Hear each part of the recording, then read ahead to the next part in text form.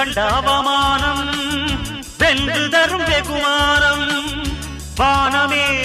தாழலாம் தாழ்வதில்லை தன்மானம் மேடு பள்ளம் இல்லாமல் வாழ்வில் என்ன சந்தோஷம்